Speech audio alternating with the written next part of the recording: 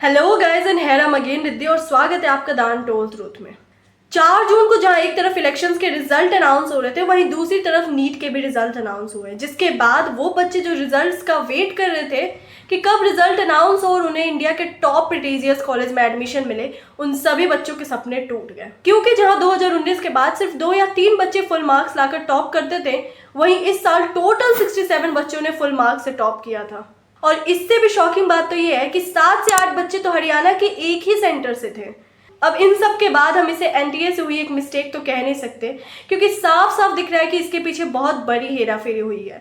और ये हेराफेरी एग्जाम कंडक्ट होने से पहले रजिस्ट्रेशन के दिन से चली आ रही है। 9 फरवरी को रजिस्ट्रेशन स्टार्ट हुआ था, जिसकी लास्ट डेट 9 मार्च थी, लेकिन कुछ बच्चों की डिमांड से इसको 16 मार्च तक एक्सटेंड कर दिया गया। यहाँ तक तो सब ठीक था, लेकिन एक महीने बाद फिर 9 अप्रैल से 10 अप्रैल तक पोर्टल रीओपन कर दिया गया। And the question is why. 30 मार्च को एक वीडियो वायरल हुआ था। मैं अभी भी बता रहा हूं कि नीट का एग्जाम कंडक्ट करने वाली संस्थान ध्यान दें कि इस बार विशाल चौरसिया जेल में भी रह के नीट कर लेगा।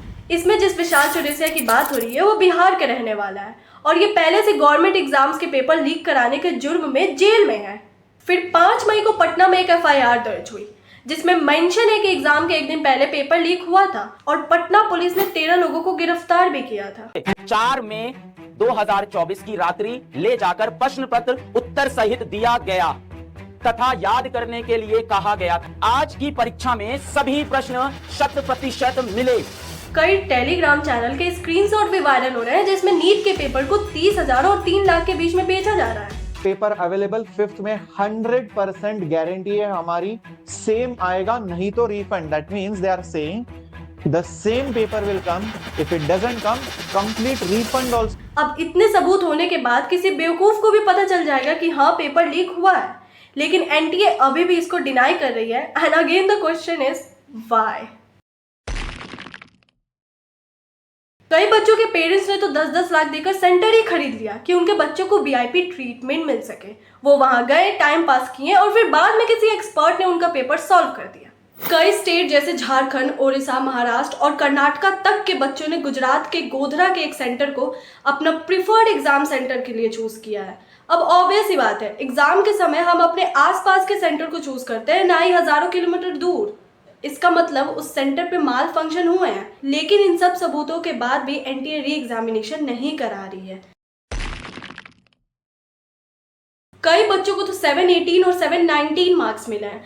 अब देखो, नीट एग्जाम में टोटल 180 क्वेश्चंस होते हैं, ईच क्वेश्चन 4 मार्क्स के, और अगर कोई रॉन्ग आंसर है तो -1। इसका मतलब अगर तुम एक क्वेश्चन स्किप करते हो तो तुम्हें 716 मार्क्स मिलेंगे, और अगर एक क्वेश्चन रॉन्ग करते हो तो तुम्हें 715 मार्क्स मिलेंगे।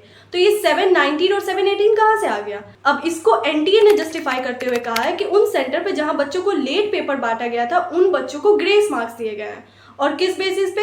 अगर बच्चे को 10 मिनट लेट पेपर दिया गया है तो उसको 40 मार्क्स मिले हैं। इसका मतलब उन सेंटर पे जहां बच्चों को 1 घंटा लेट पेपर दिया गया है, उन्हें 240 मार्क्स फ्री में दे दिए गए हैं। मतलब ये उन बच्चों का सिलेक्शन हो रहा है जो आगे चलकर हमारी जान बचाएंगे। और जब रिजल्ट्स 14 जून को अनाउंस होने वाले थे, तो 10 दिन पहले 4 जून को क्यों अनाउंस हुए? क्या एनटीए इलेक्शन के माहौल की आड़ में बच्चों की आवाज को दबाना चाहता था? पूरे साल पढ़े, फिर सड़क पे उतरे, फिर सुप्रीम कोर्ट जाएं, फिर दोबारा से एग्जाम के लिए पढ़ें। तो एक्शन कब लिया जाएगा? हम सुप्रीम कोर्ट के पास तब गए जब हमें गवर्नमेंट से कोई वो नहीं मिला, रेस्पॉन्स नहीं मिला। इस बार टोटल 24 लाख बच्चों ने एग्जाम दिया था, जिसमें सिर्फ 1 लाख ही सिलेक्ट होते हैं। लेकिन अगर ऐसे ही पैसे देकर सीट खरीद लिया जा रहा है तो उन बच्चों का क्या होगा जो लोअर मिडिल क्लास से आते हैं और जो मेहनत कर रहे हैं? और ये कोई ऐसा वैसा एग्जाम नहीं है, यही बच्चे आगे चल के डॉक्टर बनेंगे। और यहाँ अगर इनके करप्शन को नहीं रोका गया, इन्हें बढ़ावा दिया गया, तो आगे चल के और करप्शन करेंगे।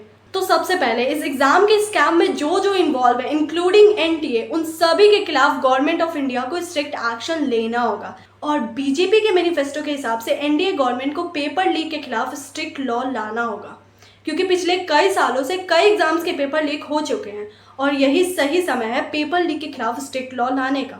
क्योंकि हमारे टोटल पॉपुलेशन का 75% पॉपुलेशन युवा है और इन पेपर लीक की वजह से वो बहुत ज़्यादा परेशान है। कई लोग बेरोजगार बैठे हुए हैं। आई होप इन स्टूडेंट्स को जल्द से जल्द जस्टिस मिले। और अगर आप ऐसे एनालिटिकल वीडियोस और चाहते हैं तो you can subscribe our channel and press the bell icon for the latest notification.